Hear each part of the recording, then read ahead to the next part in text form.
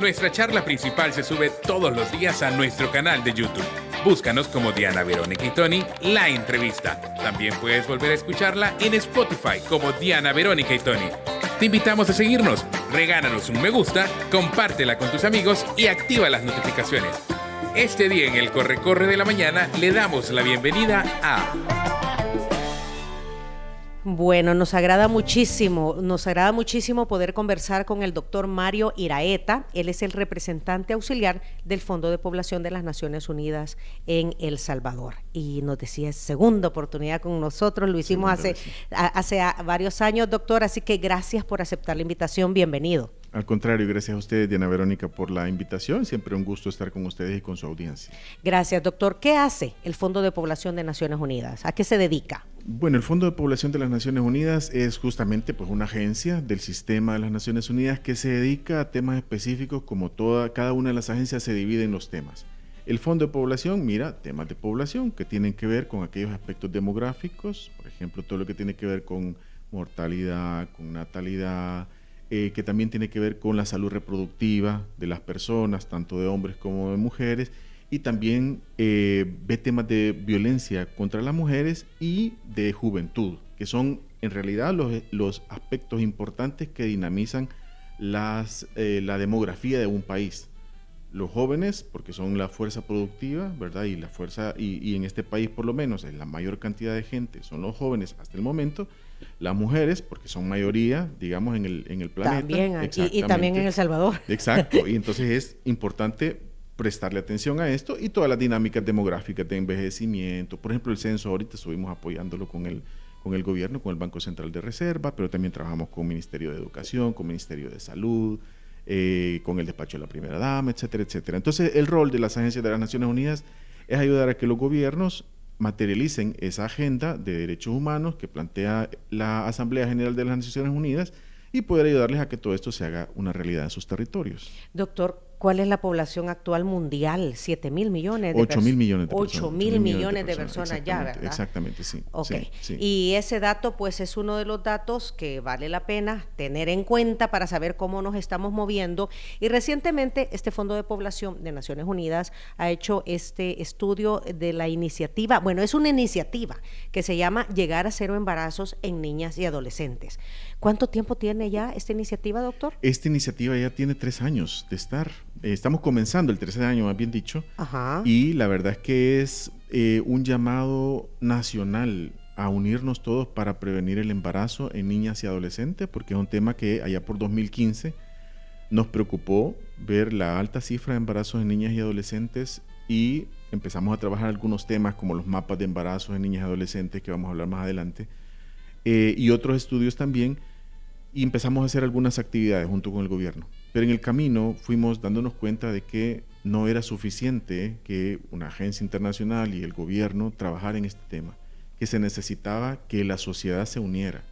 Y aquí entran todos, ¿verdad? Empresa privada, medios de comunicación. Los famosos conjuntos en donde debemos estar involucrados los 3 sectores. Exactamente. Gobierno, ciudadanía y organizaciones. Y organizaciones, exactamente. Ajá. Entonces, empezamos a darnos cuenta que había necesidad de hacerlo, ¿verdad? De que nos uniéramos todos. Y entonces surge la iniciativa, hace más o menos un poco más de 2 años, surge la iniciativa, hacemos el llamado de sumarnos para llegar a 0 embarazos en niñas y adolescentes.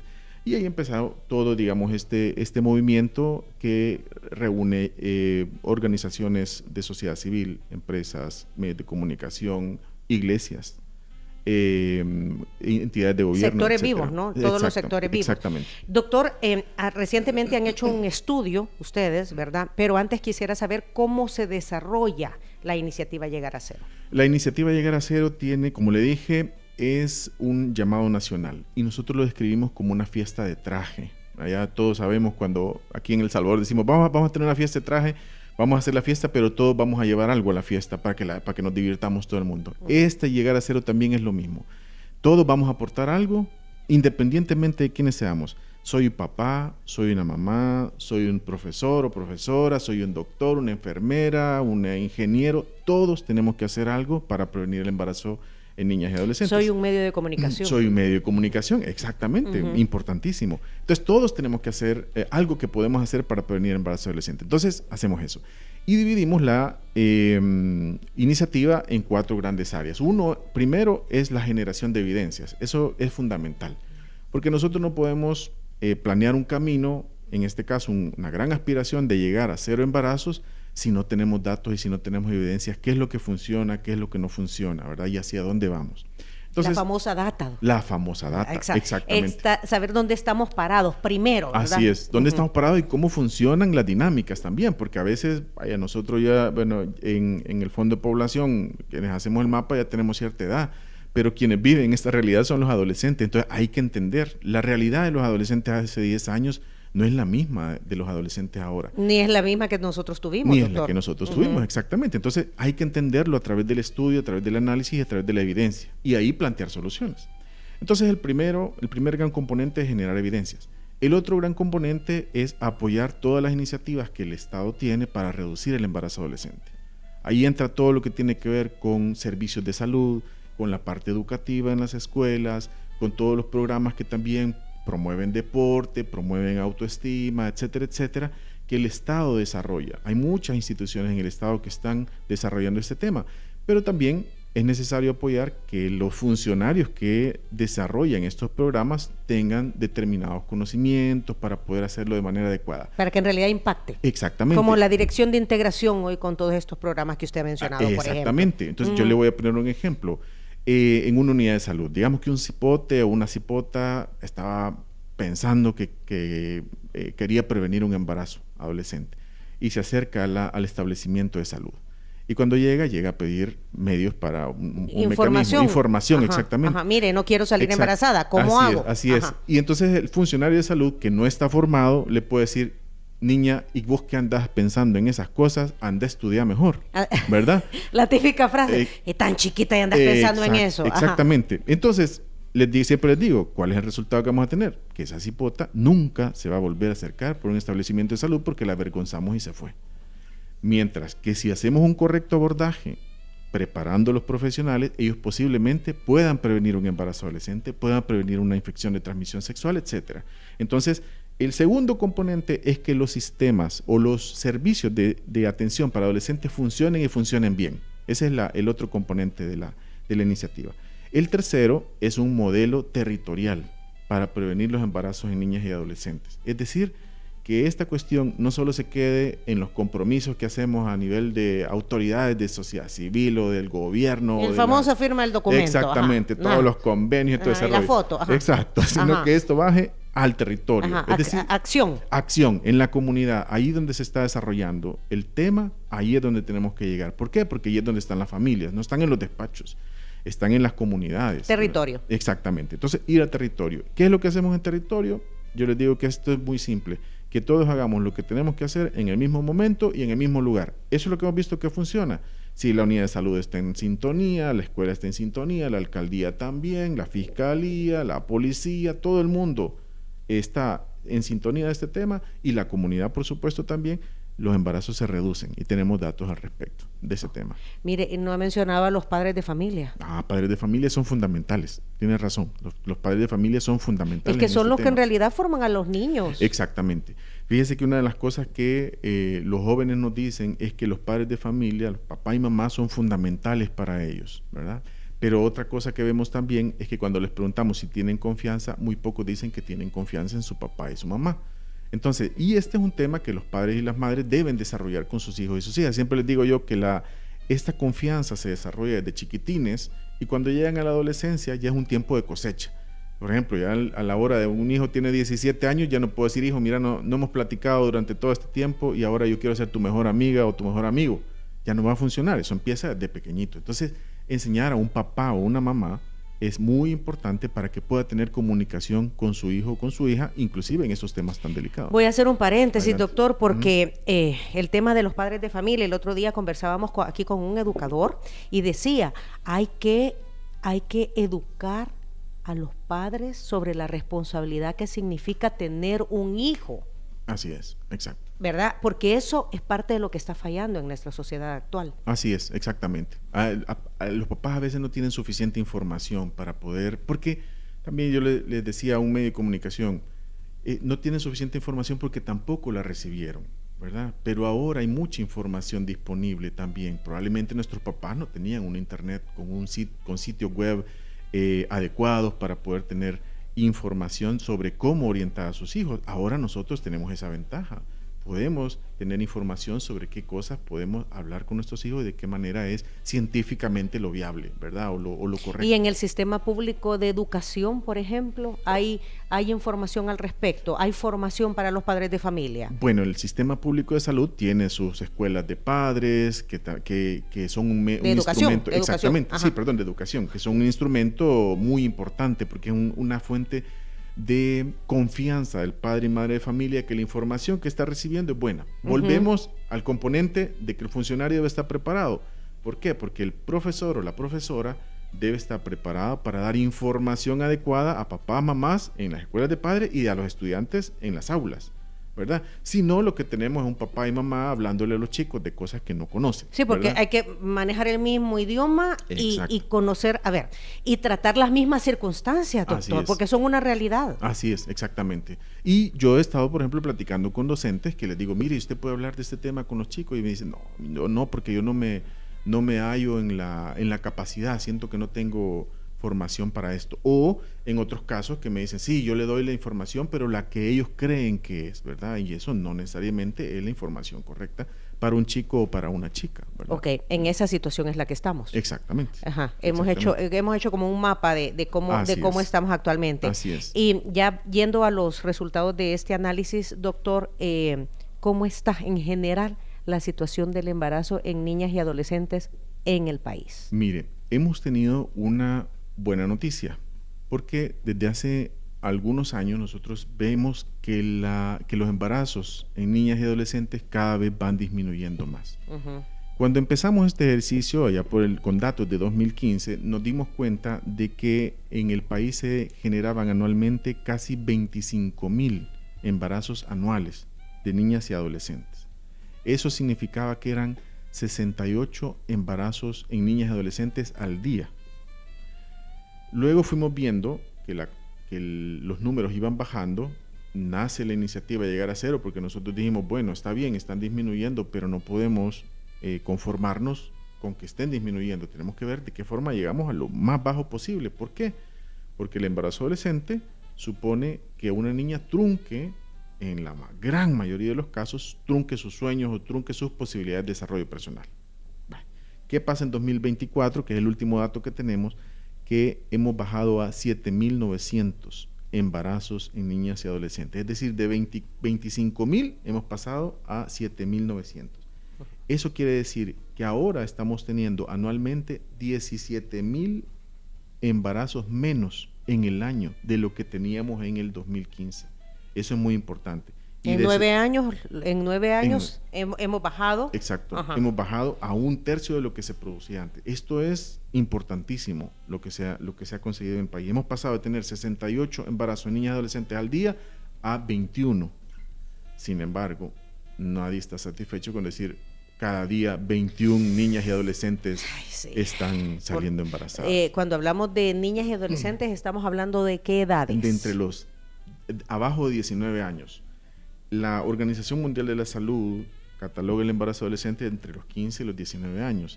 Sin embargo, en el país hay embarazos de 14 años o menos. Por eso el mapa de embarazo en adolescentes habla desde los 10 a los 19 años. Es decir, que tenemos casos en el país de niñas de menos de 12 años pasando por la experiencia del embarazo. Obviamente, en estos casos, cuando las niñas son menores, hay un gran porcentaje y la mayor parte de ellos son a causa de la violencia sexual, que es uno de los temas que toca el mapa de embarazos en niñas y adolescentes. Doctor, esto no es nada nuevo. No, definitivamente. ¿Verdad? Esto no es nada nuevo. O sea, que niñas de 12 años salgan embarazadas. Lo que pasa es que ahora, ya se ve con otros ojos, ya hay información que circula, ¿verdad? Ya hay encuestas al respecto, porque hay gente que hoy en día dice, ¿y cómo una niña de 12 años ya tiene actividad sexual? No hablemos de embarazo, hablemos de actividad sexual. Pero uno dice, si es que antes también era así. Y usted ha dicho, la violencia sexual, ¿verdad? Porque es normal que un hombre, o sea, ha sido normal que un hombre tome una niña. Exactamente. O que se casen. Así es. Muchos de estos... Lo que pasa es que hoy ya no lo normalizamos. Así es, ahora se está normalizando menos, digamos. Por ejemplo, porque una de las cosas que nosotros hemos visto ahora con este estudio es que en la zona rural el tema sigue siendo una cuestión de una norma social que no ha dejado de verse del todo de forma natural, ¿verdad? Entonces... ¿Qué no ha dejado de verse del todo de forma natural? Por ejemplo, que un hombre mayor de 30, 40 años busque a una niña de 14 años, de 12 años. ¿Verdad? Eso sigue sucediendo y es definitivamente, a pese que es un delito por las leyes nacionales, eso sigue pasando. Hace algunos años, creo que fue en el 2017, se prohibió el matrimonio infantil, porque antes se permitía la unión entre un hombre adulto y una niña menor de 18 años. Exactamente. Ahora ya no. Ahora ya no se permite. Ni con el consentimiento, porque antes firmaban los papás. Exactamente. Pero ahora no, el consentimiento eso ya no existe. Entre un hombre adulto y una menor de edad, no existe posibilidad de que un hombre adulto argumente que la niña quería. No existe posibilidad, porque eso no... Y entonces tiene que ser arriba de 18 o de 19, doctor. De 18 años. De 18 en El Salvador. A los 18 años en El Salvador, que cumplen su mayoría de edad, ¿verdad? Pero siguen apareciendo estos patrones sociales y es necesario cambiarlos. Nosotros hicimos un cálculo y hemos hecho un cálculo y vamos sumando cada vez más. Si nosotros calculamos de 2015 a 2024 el número de adolescentes, niñas y adolescentes que han salido embarazadas en este país, estamos hablando de 150.322 niñas y adolescentes. Ese es un montón de gente. Y decimos, para que nos hagamos una idea, más o menos del dato, porque es un dato grande, pero llenaríamos el estadio Cuscatlán más de 3 veces con estas niñas y adolescentes que han salido embarazadas año con año, en 9 años que se está midiendo ahora. Y de esas, casi 7,000 niñas han sido menores de 14 años. Es decir, el dato es importante, o sea, es una cantidad bastante significativa. Entonces nos enfrentamos a un problema donde es necesario que toda la sociedad se sume, como decimos, para llegar a cero. Para llegar a cero. Y ya vamos a hablar entonces de otros datos de este último estudio y qué se hace al respecto. Yo creo que lo importante aquí es, y yo cómo me sumo, porque de eso se trata, doctor. Cómo yo como persona individual o como parte de una organización o como parte de mi actividad me sumo para disminuir y llegar a cero los embarazos en niñas y adolescentes. Doctor, hemos conversado sobre los primeros datos. Es positivo porque en 9 años se ha bajado considerablemente el número de niñas y adolescentes embarazadas. ¿Qué otros datos nos ha dado este estudio? Bueno, otros datos interesantes e importantes es que el embarazo adolescente no está distribuido de igual forma a nivel nacional. Hay zonas donde hay más ocurrencia de embarazos en niñas y adolescentes que otras. Por ejemplo, nosotros en este mapa hemos visto que Aguachapán y Sonsonate siguen manteniéndose como aquellos departamentos con mayor incidencia del embarazo adolescente. Pese a que ha habido una reducción, sin duda ha habido una reducción, pero siguen siendo zonas donde hay que prestar especial atención. Igualmente estas zonas como La Unión, como Usulután también, La Paz, la zona norte de San Vicente, donde son lugares donde es necesario prestarle atención y llevar más intervenciones que vayan orientadas a reducir el embarazo en niñas y adolescentes. En los resultados de este estudio, en la información que nos enviaron, precisamente se ve eso. O sea, esto tiene que ver con lo de siempre, doctor, que en las poblaciones en donde hay menos desarrollo hay mayor incidencia de casos como estos, porque veo que San Salvador, el departamento, es el lugar donde hay menos incidencia de embarazos en niñas y adolescentes. Exactamente. Probablemente, y digo probablemente porque es necesario hacer investigaciones y por eso es que se deben hacer todo este tema de evidencias que propone la iniciativa, pero probablemente ahí los chicos tienen más acceso a información o más acceso a determinados programas. Por ejemplo, es más fácil para un joven que vive en cualquier colonia de San Salvador acercarse al establecimiento de salud o estar en escuela que lo pueda suponer para un chico de una escuela en un cantón de Tacuba, por ejemplo, donde ir a la escuela puede suponerle 1 hora de camino caminando. Caminando. Exactamente. No digamos a una oficina de salud. Así es. A la unidad de salud o a la unidad comunitaria de salud. Exactamente. Y pese a que, digamos, hay brigadas que se desplazan y tal, pero no está, digamos, como al alcance como lo pueden tener en San Salvador, en esta zona central de La Libertad, por ejemplo, donde ahí es evidente. Por ejemplo, cuando nosotros veíamos el distrito de Antiguo Cuscatlán, que es un distrito prácticamente muy industrializado y absolutamente... Bueno, declarado el municipio con mayor desarrollo del país, cuando era municipio, ahora distrito. Ahora distrito, exactamente. Entonces, pero los casos de embarazo adolescente ahí son bajísimos. Entonces, ¿cuál es un poco la conclusión también que se saca? Es que en las zonas donde el desarrollo se genera, hay menos embarazos en niñas y adolescentes. Uno de los elementos que nosotros vemos, decimos, reducir el embarazo en niñas y adolescentes es un acelerador del desarrollo, porque para que yo pueda reducir un embarazo adolescente, yo tengo que trabajar de forma concéntrica con la niña. ¿Por qué? Porque tengo que trabajar con su familia, ¿verdad? Con su entorno más cercano, que es su comunidad, con su familia para que la apoye, para que la proteja, con su entorno más cercano, que es su comunidad, para que no la acose, para que no le limite sus oportunidades de desarrollo, con las instituciones que están cerca de ella, como las escuelas, como los establecimientos de salud, que ofrezcan servicios adecuados, y así vamos subiendo, ¿verdad?, de nivel. ¿Las iglesias, doctor? Las iglesias, por supuesto. La iniciativa, por ejemplo, Llegar a Ser Embarazo de Niñas y Adolescentes, trabaja con iglesias. ¿Por qué? Porque las iglesias son fundamentales. Y uno de los temas que nos dimos cuenta cuando empezamos a trabajar la iniciativa fue que nos acercamos con los pastores y con las pastoras en las comunidades, y hay un interés muy genuino de parte de estos actores de reducir el embarazo en niñas y adolescentes, y sobre todo de reducir la violencia contra las mujeres. Reconocen, igual que en cualquier parte del país, que la violencia contra las mujeres es un tema que está presente en cualquier ámbito, en el ámbito laboral, en el ámbito institucional, en el escolar y también en las iglesias. Está presente la violencia, pero avanzan en generar espacios de aprendizaje o espacios de sensibilización para la feligresía para que puedan cambiar. O sea, que esas situaciones no son normales, ¿verdad? Así es. Dejemos de verlas como normales. Exactamente, que dejemos de verlas como normales. Y bien interesante porque con ellos, nosotros, por ejemplo, nuestro campo o nuestra cancha, les digo yo, son los derechos humanos. La cancha de las iglesias es la fe, pero desde la fe ellos logran encontrar argumentos para decir la violencia contra las niñas, las adolescentes y las mujeres no es algo bueno, y por lo tanto hay que cambiar. Y hemos hecho un manualito con ellos, ¿verdad? Les hemos acompañado para que hagan un manualito que puedan trabajar ya sea en escuelas dominicales o en catequesis y tal, y están trabajando esos temas muy, muy, muy interesantes, y los cambios que se notan en la gente son bastante...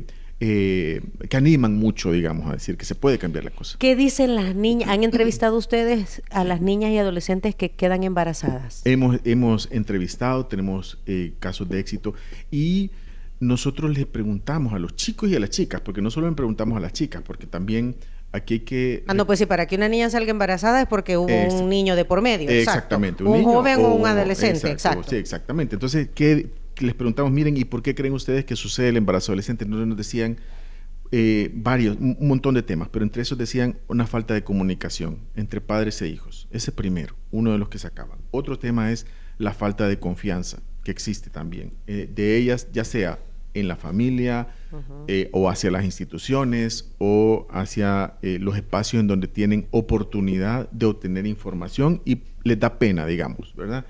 Otro tema es la falta de educación integral para la sexualidad. No tienen una información adecuada a su edad, por supuesto, para que puedan prevenir embarazos a edad temprana. Otros temas que mencionan son el abuso sexual, también como una causa del embarazo adolescente, la curiosidad propia de la edad, por supuesto, pero una curiosidad no orientada hace que puedan pasar por la experiencia del embarazo en niñas y adolescentes. ¿Y estos embarazos en niñas y adolescentes producto de violación, doctor? Hablemoslo así, sí. Esta agresión sexual de un hombre mayor con una niña o con una niña de 18 años incluso, pues sí, al final es una agresión sexual. Totalmente, es una agresión sexual. Y aquí, como hablábamos al principio, no hay un concepto de de consentimiento de por medio. La niña no puede consentir. O no tiene no tiene el desarrollo emocional ni la inteligencia emocional para saber que eso no es correcto. Así es, exactamente. Y aquí entra mucho lo que la sociedad piensa, ¿verdad? Porque yo cuando veo, y una vez hicimos un ejercicio nosotros, colocamos algunos mensajes en las redes sociales sobre ese tema y muchas personas, en vez de responsabilizar al hombre por embarazar a una niña, responsabilizan a la niña y dicen, es que ella tuvo la culpa porque a saber qué andaba haciendo. Le digo, una niña de 12, 14 años no tiene el alcance que puede tener un hombre de 30 años, de 40 años. Exacto. En absoluto es incomparable. Nada que ver. Ajá. Exactamente. Entonces, ahí sin embargo, seguimos con... Es que la niña se le andaba metiendo. Exactamente. Ajá. Entonces tenemos ese chip bien metido en la cabeza. Y el hombre cae. Exactamente. Que pobre el hombre fue embaucado por una niña de 14 años, un hombre de 40 años que tiene una experiencia de vida y que sabe perfectamente que eso no debe hacerse. Entonces, esos son elementos que los mencionan. El otro tema importante que también tiene que ver con normas es la famosa prueba del amor, ¿verdad? Que se y que todavía piden la prueba del amor. Todavía los chicos todavía los chicos lo están diciendo. Piden la prueba del amor y no tienen, digamos, medios como para prevenir un embarazo adolescente. Eso es lo que nos están diciendo los chicos, entre la presión social, por ejemplo, también que a veces tienen para entrar en este mundo de las relaciones sexuales. Y hoy la comunicación digital, doctor, ¿cómo está incidiendo en todo esto? Definitivamente, y eso es lo que les digo yo a los papás y a las mamás, ¿verdad? Cuando hablo con ellos, que uno decide quién quiere que eduque a su hijo o a su hija, o desarrolle usted habilidades para hablar correctamente con ellos y con ellas y orientarles, o si no, ahí va a tener a Google, ¿verdad? Si no es que... Sí, lo que pasa es que hoy hemos normalizado, o se ha normalizado, doctor, cualquier video, cualquier canción, cualquier persona hablando abiertamente sobre sexualidad y lo vemos como algo normal. Y eso no es normal. Así es. O asumimos que lo que nos está diciendo es lo correcto. Ajá, y lo hace de una forma vulgar además. Exacto. ¿Verdad? Porque hablar de sexualidad no tiene que ver con vulgaridad tampoco. Exactamente, exacto. Entonces, y ahí están expuestos los chicos y las chicas a tener cualquier tipo de información, la dan por válida, ¿verdad? Por ejemplo, cómo prevenir un embarazo adolescente. Me acuerdo que algunos temas que los chicos decían, que por ejemplo, si después de tener relaciones sexuales y la chica se pone a saltar, no iba a salir embarazada. Temas como eso, que uno dice no tiene ningún fundamento científico, pero es información que encuentran en redes sociales. Tips para no quedar embarazada. Exactamente. Salte después de tener relaciones. No, exactamente. Entonces, doctor, tenemos que concluir. ¿Cuál sería su mensaje en este momento, luego de conocer estos datos? ¿Cuál sería su mensaje? ¿Qué deberíamos estar haciendo para disminuir y llegar a cero los embarazos en niñas y adolescentes? Lo que deberíamos de estar haciendo es como, primero, revisar nuestro círculo cercano, ¿verdad? ¿Qué es lo que yo puedo hacer para prevenir un embarazo adolescente en las chicas que están cercanas a mi círculo, ¿verdad? Sea lo que yo sea. Si soy un profesor, voy a tener estudiantes, o profesora, voy a tener estudiantes.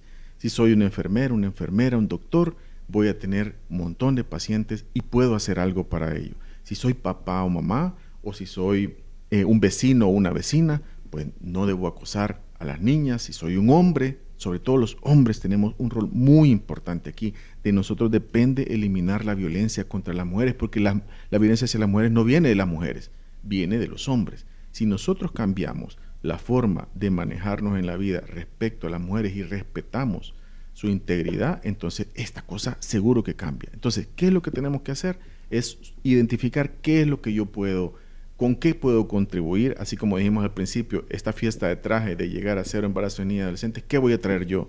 Voy a traer conocimiento, voy a traer un cambio de actitud, voy a traer un apoyo, voy a traer un consejo para los chicos y las chicas. Muy bien.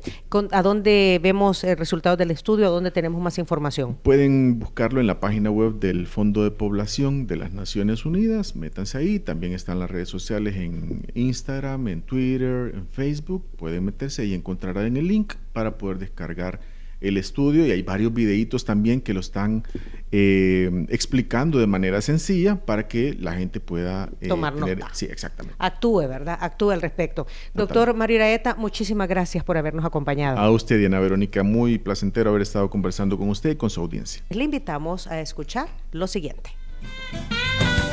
Muchas gracias por acompañarnos en nuestra entrevista. Para volver a escucharla e incluso verla, visita nuestro canal de YouTube Diana Verónica y Tony. Búscala como La Entrevista. También puedes encontrarla en Spotify como Diana Verónica y Tony. Te invitamos a seguirnos, regálanos siempre un me gusta, compártela con tus amigos y activa las notificaciones.